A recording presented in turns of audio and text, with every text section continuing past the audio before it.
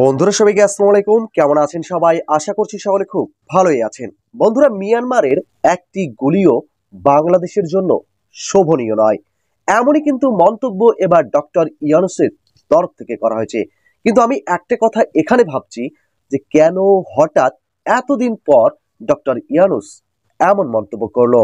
তো এই বিষয়টি জানতে হলে অবশ্যই রিপোর্টটি আপনাদেরকে সম্পূর্ণ কন্টিনিউ করতে হবে, তবেই আপনারা বুঝতে পারবেন যে কেন আজ সরকার থেকে শুরু করে সেই সমস্ত বিশিষ্ট ব্যক্তিবর্গরাও নড়ে চড়ে বসতে বাধ্য হচ্ছে এবং এই কথাটি ভাবতে বাধ্য হচ্ছে যেগুলো আমরা অনেকদিন যাবতই আপনাদের সামনে তুলে ধরছি, যে মিয়ানমারের এই দাদাগিরি কখনোই কিন্তু বাংলাদেশের জন্য শুভ লক্ষণ বয়ে নিয়ে আসবে না, হিতে হয়তোবা বিপরীত হয়ে যেতে পারে।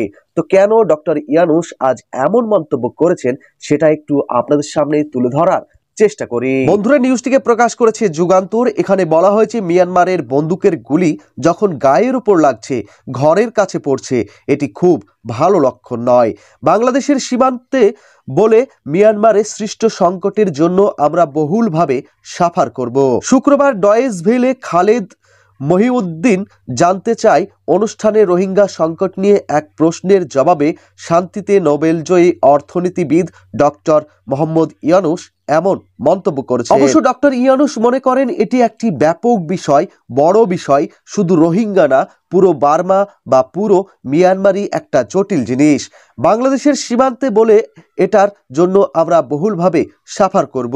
মানে যেমনটি আমরা আপনাদেরকে বলে আসছি বন্ধুরা, যে মিয়ানমারের আজ এই গোলাগুলি হয়তোবা যুদ্ধক্ষেত্রেও কোনোদিন না কোনোদিন রূপান্তরিত হয়ে যেতে পারে। কারণ দেখুন, আজ হয়তো মিয়ানমার মর্টার শেল এবং গুলি নিক্ষেপ করছে বাংলাদেশের সীমানার মধ্যে, কে বলতে পারে কাল হয়তোবা এই জিনিসটার জন্যই মিয়ানমারের সঙ্গে বাংলাদেশের দ্বন্দ্ব হয়ে যেতে পারে। সেই আশঙ্কাটাই আজ মূলত ডক্টর ইউনূস আমাদের সামনে তুলে ধরার চেষ্টা করছেন এবং তিনি বলেছেন এই বিষয়টি কিন্তু আমাদের জন্য যথা সামান্য বিষয় নয়, বরঞ্চ এটা কিন্তু ভাববার বিষয় এবং বাংলাদেশের জন্য বড় চ্যালেঞ্জিং এর বিষয়, যে আদৌ বাংলাদেশ এই বিষয়টিকে কিভাবে হ্যান্ডেল করবে আর মিয়ানমারের এই সমস্ত উদ্ভট কারণের জন্য বাংলাদেশি বা মিয়ানমারের বিরুদ্ধে কি পদক্ষেপ গ্রহণ করবে। এই সংকট থেকে উত্তরণের পথও বাতলে দিয়েছেন ডক্টর ইউনূস। এখন থেকেই ঠিক করতে হবে আমরা কিভাবে এটার নিষ্পত্তি করতে পারি। যারা পৃথিবীর বিভিন্ন নীতিমালা গ্রহণ করেন এগুলো সমাধানের জন্য সেই উদ্যোগটা আমাদের নিতে হবে।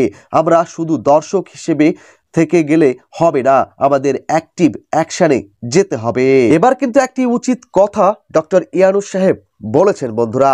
দেখুন, ইট মারলে পাটকেল যেমন খেতে হয় মানুষকে, ঠিক তেমনি মানুষ যেমন কর্ম করে তার ফলও কিন্তু তাকেই ভোগ করতে হয়, অন্য কাউকে নয়। তো মিয়ানমার যা কর্মকাণ্ড করেছে অতীতে তার ফল কিন্তু সে ভোগ করছে। কিন্তু আমার এখানে প্রশ্ন, বাংলাদেশ কেন এই সমস্ত বিষয়গুলি নিয়ে আজ কষ্ট পাচ্ছে? কেনই বা মিয়ানমারের মর্টার শেল এবং গুলি বাংলাদেশ সীমানার মধ্যে আসছে? আর যদিও বা আসছে, তবে বাংলাদেশ কেন এর কড়া প্রতিক্রিয়া দেখাচ্ছে না এবং মিয়ানমারের বিরুদ্ধে কোনো প্রকার অ্যাকশন গ্রহণ করছে না? যেমনটি ডক্টর ইউনূস সাহেব বলেছেন, তার কথার সঙ্গে কিন্তু আমিও নিজে সহমত পোষণ করছি যে এর একটা হেস্তনেস্ত হওয়া উচিত এবং মিয়ানমারের বিরুদ্ধে কঠোর অ্যাকশন নেওয়া অবশ্যই জরুরি। অবশ্য আপনাদের এই বিষয়টি নিয়ে কি মতামত সেটা একটু দয়া করে আমাদেরকে কমেন্ট বক্সে জানাবেন।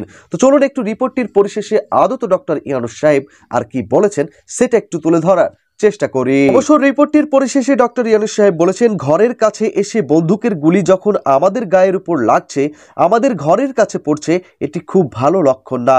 এমন মন্তব্য করে ডক্টর ইউনূস বলেন, কাজেই লক্ষণ থাকতে থাকতেই এটা সমাধানের জন্য যে পরিমাণ উদ্যোগের দরকার সেই পরিমাণ উদ্যোগ আমাদের নিতে হবে। বন্ধুরা, আমার তো মনে হয় ডক্টর ইউনূস সাহেবের কথার সঙ্গে প্রতিটি বাংলাদেশি সহমত পোষণ করবে। আর সহমত না পোষণ করেই বা কোন দিকে যাবে? কারণ এর তো আর বিকল্প রাস্তা বা বিকল্প সমাধানই নেই। কারণ ডক্টর ইউনূস সাহেব এখানে বলতে চাইছেন, মিয়ানমার যেটা আজ বাংলাদেশের সঙ্গে করছে তার একটা উচিত জবাব খুব শীঘ্রই তাকে দেওয়া দরকার বা এর বিরুদ্ধে একটি প্রতিক্রিয়া সৃষ্টি করা দরকার। সেটা বাংলাদেশ যুদ্ধের মাধ্যমে হ্যান্ডেল করুক কিংবা অন্য কোনো পথে হ্যান্ডেল করুক, সেটা কিন্তু দ্রুত হওয়া দরকার, এমনটাই দাবি কিন্তু ডক্টর ইউনূস সাহেবের তরফ থেকে করা হচ্ছে।